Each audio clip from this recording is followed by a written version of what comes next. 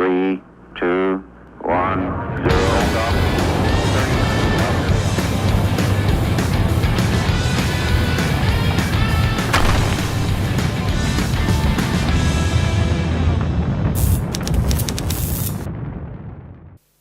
Crescere insieme non è scontato. Le relazioni di coppia, in famiglia, relazioni di amicizia si costruiscono nel tempo, ma spesso il tempo da solo non basta. Ci sono infatti coppie che invecchiano e restano in qualche modo estranei e ci sono invece persone che si conoscono da poco ma si capiscono in profondità. Benvenuti a un nuovo episodio di Spazio Ungaro. In questa puntata cercheremo di esplorare cosa significa davvero evolvere dentro una relazione, cosa favorisce questa evoluzione, cosa la blocca e cosa la ricerca e anche l'esperienza diretta e anche personale ci dice su come costruire legami che si costruiscono, che si mantengono, che crescono nel tempo invece di consumarsi. Oltre a me Filippo Ungaro, medico, coach e autore di numerosi bestseller, c'è Sonia, che oltre ad essere psicologa è mia moglie e quindi parlare di relazioni e di crescita ovviamente ci viene abbastanza naturale, no? Sembra abbastanza ovvio, anche perché abbiamo anche noi fatto le nostre esperienze, perché ci siamo incontrati abbastanza tardi, oltre ai 30, e non è sempre facile parlare di relazioni, ma è importante farlo, perché la prima cosa terribile è quando non si parla più anche nella relazione. Sì, io credo anche che ci sia una certa, non so, lentezza o reticenza nel domandarsi cosa significa stare in una relazione nel tempo e credo che tante relazioni si cristallizzino o addirittura si rompano proprio perché tutto sommato non ci si pensa. No. Si dà un po' per scontato che l'aver scelto un giorno, un tempo di stare insieme garantisca che questo stare insieme rimanga sempre uguale in termini di emozioni, in termini di bellezza, ma purtroppo io, almeno questa è un po' la mia filosofia, io credo che non ci sia niente di statico nella vita, quindi o ti evolvi o ti stai in qualche modo consumando, secondo me. Sì, e noi quando ci conosciamo sviluppiamo questa immagine dell'altro e spesso non lo rivediamo mai, non capiamo che tutte e due cambiano nel tempo, ma noi sembriamo spesso rimanere con questa immagine che si fissa in qualche modo, che dovrebbe essere aggiornato regolarmente per rendere una relazione stabile.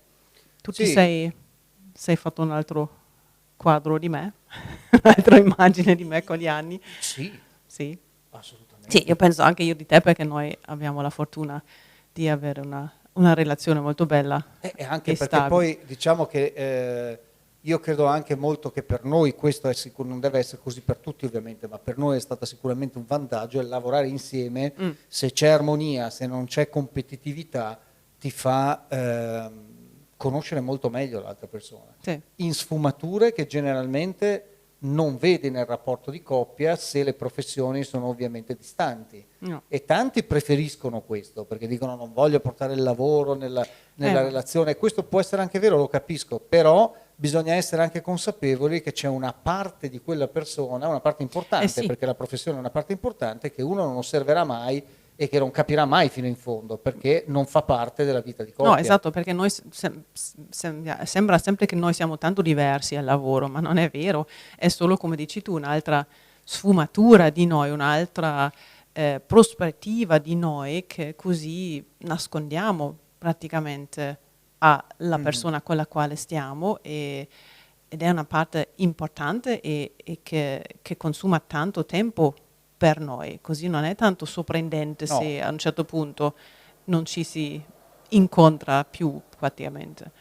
Allora, io ho anche l'impressione che molte persone descrivano le loro relazioni importanti con un strano senso di nostalgia. Sento spesso, mi dà spesso la sensazione che queste persone pensino che il momento migliore di quella relazione sia già passato, no? Eravamo così vicini, era così bello, ci capivamo bene, eravamo entusiasti, ma cosa succede? Perché questa cosa qui a un certo punto non si riesce a mantenerla e ci si, quasi se vogliamo, quasi ci si rassegna che può essere così bello solo per un momento, molto spesso all'inizio della relazione, e che poi è ovvio che non sarà più così. Cosa ne pensi? Sì, che si pensa spesso che deve andare sempre tutto liscio e ehm, che bisogna sempre essere sulla stessa, sullo stesso lato di un discorso, ma non è così, non è che bisogna sempre andare d'accordo, perché questo secondo me quando quando si litiga, quando ci sono dei punti di Divergenza, divergenza, grazie, si pensa, ah però una volta era sempre meglio, e da lì nasce questo che hai appena detto, secondo me. Ma in realtà è la cosa importante di poter stare con le differenze che si hanno e di poterli supportare e anche aiutare all'altro di vivere le sue differenze, di vivere così com'è, per il bene, diciamo, di sfruttare così com'è per sfruttare le proprie forze. Sì, ma forse è anche perché siamo sempre un po' scettici nei confronti dei cambiamenti, quindi andiamo sempre alla ricerca di conferme e forse ci viene un po' naturale pensare che se io mi sono innamorato di una persona o sono diventato molto amico di una persona e quella persona in quel momento era in un modo, se quella persona cambia, allora non può più esserci quel sentimento per quella persona. Ma in realtà non è vera questa cosa. Cioè, se noi abbracciassimo che il cambiamento è parte della vita, saremmo anche in grado di pensare, beh, magari quella persona può addirittura essere anche meglio nel tempo di come io l'ho conosciuto. Questo non è un fattore negativo nell'evoluzione di un rapporto. Quindi spesso ho l'impressione che siamo troppo ancorati alla ricerca di conferma del fatto che quella persona deve rimanere come era quando io mi ci sono avvicinato, ma appunto allora la soluzione sarebbe, nella migliore delle ipotesi, rimanere statici, che non è detto che sia la soluzione migliore. E non è neanche possibile. E non è neanche possibile, o nella peggiore delle ipotesi appunto allontanarsi perché l'altro è cambiato. Beh, e se questo essere cambiato fosse un vantaggio, se io lo accettassi e lo capissi? Esatto, queste sono le domande che bisogna farsi. Cosa può portare per la relazione il cambiamento dell'altro che riscontro? Esatto. Come può essere magari anche un fattore da specchio per me, che io lo osservo? Perché non è che l'altro sempre cambia e io no. Per noi è diverso, tu sempre cambi, io no, certo, io sono, perché sono già perfetta. Esatto, esattamente. Allora, però penso che, anche se questo è uno scherzo, spesso automaticamente, senza Pensiamo nessuna intenzione malevole, esatto, agiamo così. Però se facciamo un esempio un po' diverso, cioè la relazione con i figli, ecco che lì le cose cambiano, perché noi genitori ci aspetteremmo e saremmo contenti se un figlio rimanesse sempre uguale, no. Sarebbe un po' problematico. Quindi il fatto che il figlio cambi, evolva, cresca, diminuisce l'amore che abbiamo per un figlio? No. No, là è abbastanza ovvio che allora non si capisce però perché negli soggetti adulti si tende a pensare che finita la crescita tutto rimanga immutato, ma purtroppo al di là del tema della biologia c'è il tema delle esperienze. Ogni esperienza che noi facciamo ci trasforma, e se non ci trasformasse sarebbe un guaio. Sì. Cioè, vorrebbe dire che non stiamo imparando nulla della vita, no? È come se il corpo la smettesse di crescere, di evolversi, di crescere nuove cellule ad un certo punto, perché pensa che è pronto così o che è giusto così, ma in realtà sappiamo benissimo che quando il corpo si ferma è la strada per la degenerazione. Certo. E così è anche con le relazioni. Qualsiasi cosa che non si usa, anche la capacità di litigare, anche la capacità di essere sorpresi e curiosi rimanere aperti per queste cose che non ci si aspetta. E penso perfino che con i figli anche ogni tanto è così, che vogliamo ovviamente come genitori metterlo su un determinato binario, e quando devia, certo che non si diminuisce l'amore in quel senso, perché non è una relazione che vogliamo far finita quando non funziona, però ogni tanto anche lì purtroppo succedono questi atteggiamenti, mi sa. Poi c'è un altro problema però, che è quello del diverso ritmo o della diversa direzione con cui le persone crescono. Quindi ci può essere un problema che è quello di non concepire, non accettare, non tollerare il cambiamento, l'evoluzione e la crescita, oppure ci può essere un altro problema che è quello: io cresco in una direzione, tu cresci in un'altra, io cresco ad una velocità, tu cresci ad un'altra velocità, e quindi c'è una sorta di asimmetria che si genera nel rapporto. Ecco, questo è sempre, dobbiamo vederlo sempre come un male, o anche qui potremmo semplicemente accettare che la crescita di ognuno va in una direzione, a una velocità che è, come posso dire, che è consona a quella persona, e io, stando nella coppia, devo più che altro imparare a tollerare questo cambiamento anche in una direzione diversa, a capirlo e a non sentirmi per questo tradito, no? Perché ho un po' l'impressione che l'essenza del problema sia, certo, chiaro, possono anche succedere delle situazioni in cui io cambio in una direzione tale che per te non è accettabile, e vabbè, il rapporto finisce. Certo. Ma ci sono molte sfumature di questo, e ogni tanto ho l'impressione che ci si incastra in situazioni che suonano più quasi come un fastidio da tradimento, perché tu sei andato in una direzione che non è la mia direzione. Cioè il vittimismo che viene su là, che l'altro cambia e cambia via da me. E quando non ci si accorge di adottare questo atteggiamento, certo che non si sopporta queste differenze, questa asimmetria che hai menzionato, e lì diventa tutto rigido. Sì, io credo... ma questo, lì c'è il lavoro da fare, di rimanere morbido, di rimanere adattabile. Perché, per esempio, se stiamo un po' sull'esperienza personale nostra, noi siamo da un punto di vista caratteriale molto diversi, però credo che ci sia qualcosa che rende la nostra crescita nelle differenze in qualche modo compatibile. È un po' come se tutte e due sapessimo che, anche se siamo diversi, anche se nella crescita magari cerchiamo anche cose leggermente diverse, è un po' come se sentissimo che stiamo andando però insieme da qualche parte, no? Sì, io penso che la parola chiave qua che hai detto è compatibilità, perché si può essere molto diversi ma incompatibili, o si possono essere molto diversi ma compatibili,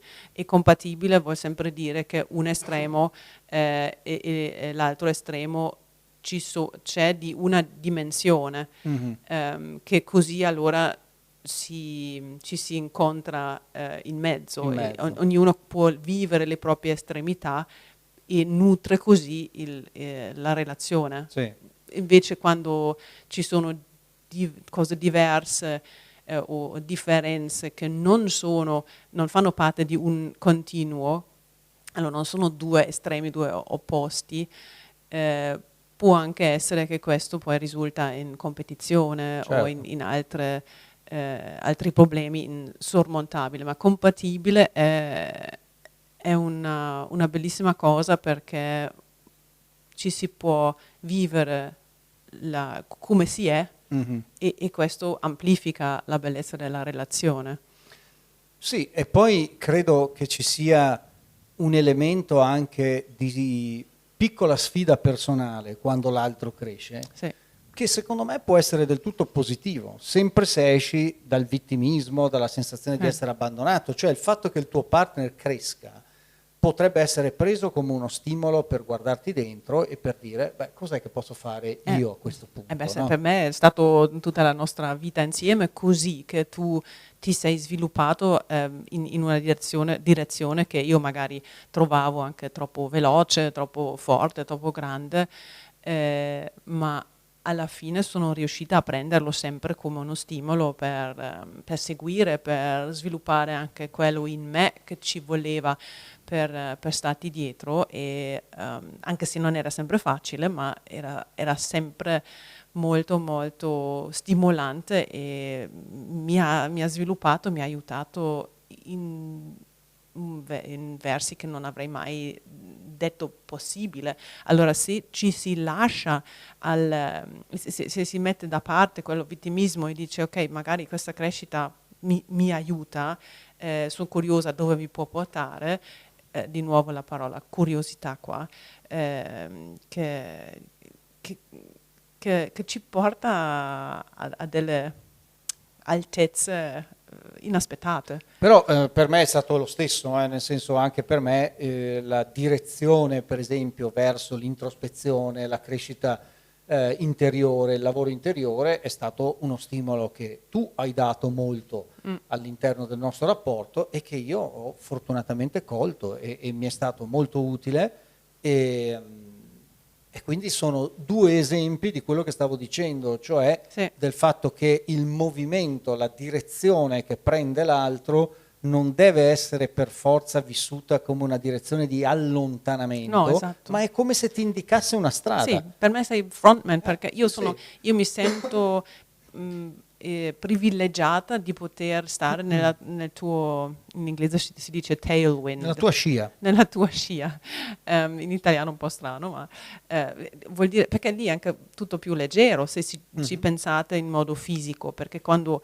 andate una che va a correre in bici e va dietro, leggermente dietro nella scia dell'altro, fa molto meno fatica.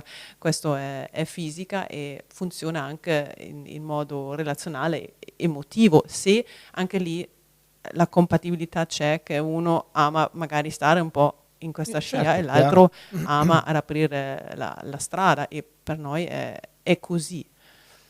Parliamo un attimo dei nemici della crescita relazionale, cioè parliamo delle cose che bloccano la crescita, che generalmente non sono le crisi, perché in realtà le crisi possono aiutare a crescere. Le crisi certo possono rompere un rapporto, ma possono anche portarlo in una nuova dimensione. Parlo delle cose più silenziose, un po' più subdole, no? Una delle cose di cui abbiamo parlato spesso, che entrambi reputiamo pericolosa, non solo per i rapporti, ma per la vita in generale, è la routine, no? Quando si iniziano a dare le cose per scontate. Sì, quando tutto si automatizza, quando si parla sempre delle stesse cose, quando i ruoli anche rimangono sempre gli stessi, tu metti sempre via le tazze, io metto sempre via le forchette, ovviamente è un estremo esempio, ma diventa come se in qualche modo sparisse la vita dalla reazione. Perché si dà tutto per scontato Sì. alla fine, no? E credo che questo nella vita in generale, non solo nella vita relazionale, sia il problema più grosso. Quando io inizio a dare le cose troppo per scontate, perdo quell'elemento di interesse, di presenza, di novità, di attenzione che rende le cose emotivamente appaganti e belle. Sì. E quindi non è tanto la cosa in sé, ma è il modo in cui tu percepisci la cosa, Sì. no? È la novità rispetto alla costanza, e la costanza, che può essere bellissima, diventa brutta se non apprezzo più come apprezzo nella novità quella cosa che ho al mio fianco. Sì, quando non sei più quella persona. consapevole che ami questa Esatto. routine. Se è la routine consapevole che ami, che fai come rituale, è un conto, ma non la routine non scelta, non quella che fai, che vivi inconsapevolmente e ti toglie proprio la energia della relazione. Un'altra cosa che tu hai sempre temuto molto e l'hai sempre detto anche, sono le cose non dette che si accumulano. Oddio, sì. Io ho una relazione leggermente diversa su questo, perché io spesso per me a volte non dire tutto è un modo di fare una specie di wash out, cioè non lo dico, quindi non ci do troppo peso, Ah, ok. ma veramente non mi rimane dentro. Mm-mm. Però capisco che può esserci il timore che le cose non dette si accumulino e diventino un peso enorme, no, nella relazione. Sì, soprattutto quando si è cresciuto magari con genitori o con persone che hanno questa tendenza di accumulare, accumulare, accumulare, tu pensi che tutto a posto e di un colpo ti si svuota la tempesta sulla testa e non lo vedevi Certo, arrivare. sì, sì. E questo trovo terribile e sono un po' sì, col bagaglio di questo, devo ammettere, sicuramente non è sempre facile per te perché io devo andare avanti a parlare finché ho la sensazione che le acque si calmano. Sì, sì. E io so- spesso, ma credo che questa sia anche una differenza uomo-donna, io spesso trovo molto. che le acque si calmino meglio se si parla un Sì. po' meno. Sì, Però- lo so, sì. si calmano anche da soli, questo è vero e sicuramente sono due estremi della medaglia. Però e, sono d'accordo che non devono calmarsi da soli se significa che non hai detto ciò che volevi dire. No, esatto, quando uno ancora ha la voglia di parlare, secondo me, o la necessità di parlare, perché parlare o ascoltare l'altro che parla può anche essere un atto di amore perché ovviamente sta Certo. ancora bollendo qualcosa Sì. dentro che si può anche insomma soffocare. Sì, sì. E capisco anche il silenzio e soprattutto è una cosa strana che ho trovato sorprendentemente utile nei momenti di silenzio sono i messaggi sul telefono Mhm.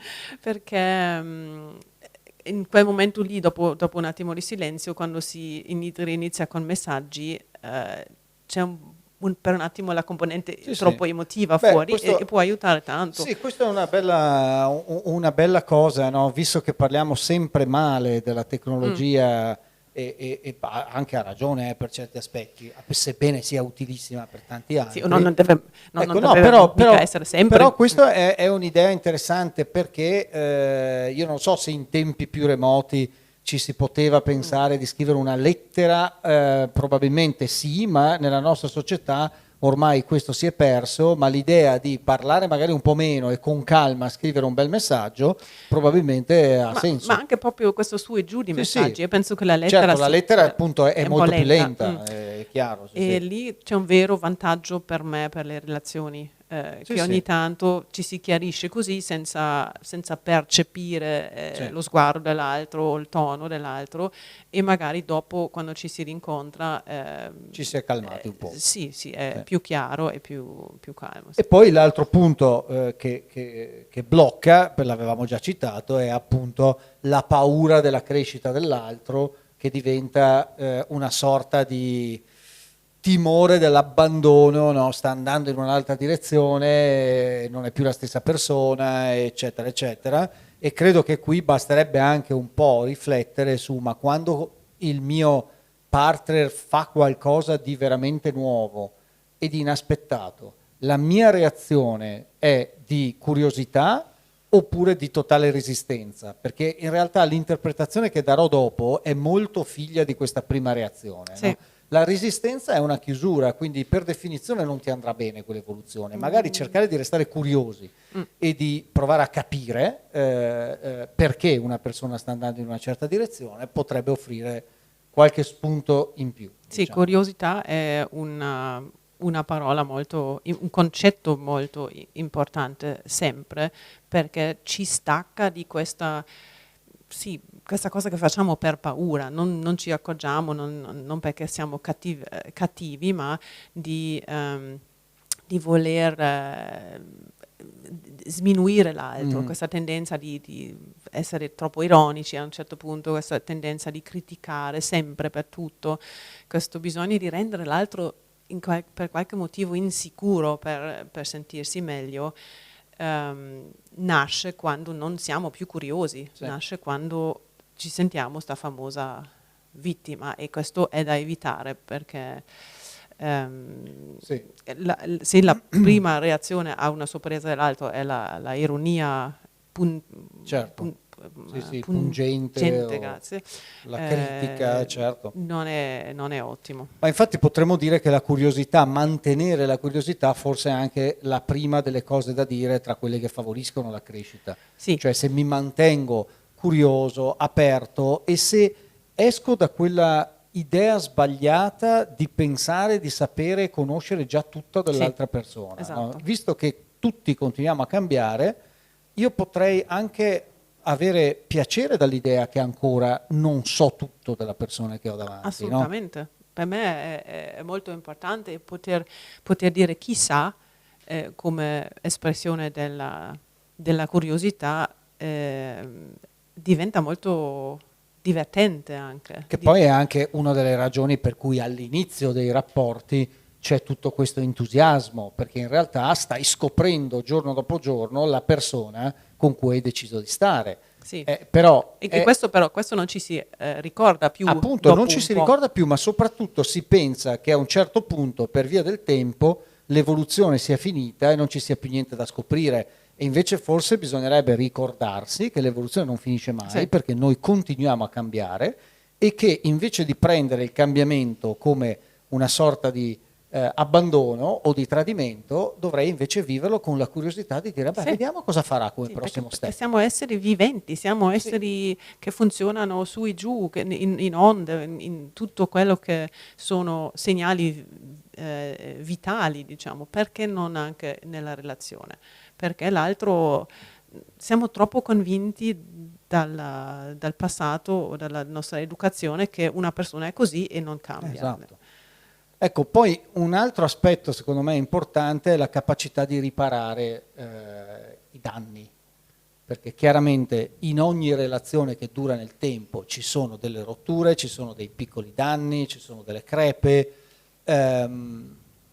però è un po' la differenza tra una cicatrice che ti guarisce completamente, magari lascia un piccolo segno, però sei guarito, oppure una piaga che non guarisce mai, no? Sì. Cioè saper recuperare dalle problematiche, è un'altra caratteristica secondo me molto Sì, bella. è importante di imparare nelle difficoltà di non lasciare il dito nella piaga, Sì. di non criticare tutto il tempo, di non voler come si chiama questa parola? Quando rivendicare, Sì. di non volersi rivendicare ad ogni costo, perché No, questo non volessi vendicare. vendicare? Sì. Ah, ok, allora non volessi voler vendicare. vendetta Sì, esatto. ad ogni costo, Sì. perché questo si vede in tante coppie che sono solo Sì. solo Le contro, schermaglie, sì, la esatto. guerra quotidiana. Che non si vince. No, si perde, tutte e due perdono. Sì, tutti e due perdono Sì. perché perdono la relazione quando non stanno attenti, Sì. e questa capacità di stare con una cicatrice e di amarla magari anche e dire andiamo oltre, e questo è un forte collante per una relazione. C'è questa bella parola giapponese, no? Kintsugi, che definisce questa tecnica di riparazione della Sì. ceramica rotta con Bellissimo. l'oro. E che è una bellissima metafora, perché dici sì, si è rotta, ma l'ho riparata con qualcosa di prezioso, e il disegno complessivo che ne viene fuori è addirittura più bello e più ricco di quello che c'era precedentemente, no? Quindi è un po' il concetto di bellezza rispetto a vergogna per qualcosa che si è rotto. Sì, esatto. Perché è un po' come se crescessi oltre queste rotture, no? Siccome ogni rottura rende più bella Sì. la tazza, e così si può anche dire che ogni rottura nella relazione rende più bella la relazione, perché ci si conosce meglio e si può evitare la prossima volta, si può fare qualcosa del dolore subito, eccetera, ma bisogna rimanere volenterosi e curiosi e consapevoli. Un altro elemento molto importante per la relazione era avere un progetto condiviso. Che guarda caso coincide con quello che avevo detto all'inizio, cioè se hai un progetto condiviso vuol dire che stai crescendo, Sì, però. esatto, sì, perché stai andando verso Sì. qualcosa insieme, Sì. e ognuno Che non sia solo il progetto condiviso è la vita quotidiana, il cambiare i pannolini, il fare il bucato. Capisco che siano cose importanti, ma non può essere solo la conduzione della vita quotidiana. No, perché Deve sennò- esserci un progetto che va oltre, e se ci riflettiamo un attimo, L'unico progetto che va oltre, sensato e che tutti potrebbero avere è proprio quello di crescere, di usare l'unione tra due persone per diventare qualcosa di più di quello che diventeresti da solo. Perché se no a cosa serve mantenere la vita quotidiana? Se no a cosa serve ogni giorno darsi da fare a mettere le famose tazzine che mi vengono in mente oggi, non lo so, magari ho sete, al proprio posto, di tenere la casa a posto. Se non c'è questo progetto, questo scopo Esatto. condiviso, non si sa bene perché e sicuramente non è una crescita. Quindi chiudendo potremmo dire, potremmo lanciare una domanda, non è una domanda retorica, è una domanda secondo me importante su cui riflettere e domandarsi proprio: ma sto crescendo nelle mie relazioni più importanti o sto semplicemente coesistendo? Che siano relazioni familiari, di coppia, di amicizia, è una domanda che bisognerebbe continuare in qualche modo a farsi, Sì, e quando ci si rende conto che si sta solo coesistendo, parlarne e iniziare a dire: ma possiamo fare uno step, un passo avanti verso una crescita condivisa, che non è un risultato la crescita, è una pratica. No. Non è un risultato, è una pratica Costante. continua, bellissima, che ti porta ad andare avanti. Non c'è un luogo o un punto dove arrivare, è una continua evoluzione, questo è proprio il bello. E se la domanda stessa ci porta ad un disagio, non è un problema, è proprio importante anche questo disagio, perché è un punto di partenza, è un inizio che ho fatto, ci ho pensato, mi sto accorgendo che non mi piace, però da lì posso poi andare a migliorare e a smetterla di coesistere solo. Bene, grazie a tutti per essere stati con noi, e se avete così tratto qualche spunto utile da questa puntata, magari condividetela con qualcuno che pensate possa averne bisogno. Vi auguriamo buone relazioni. Esatto. Alla prossima, Alla ciao. prossima.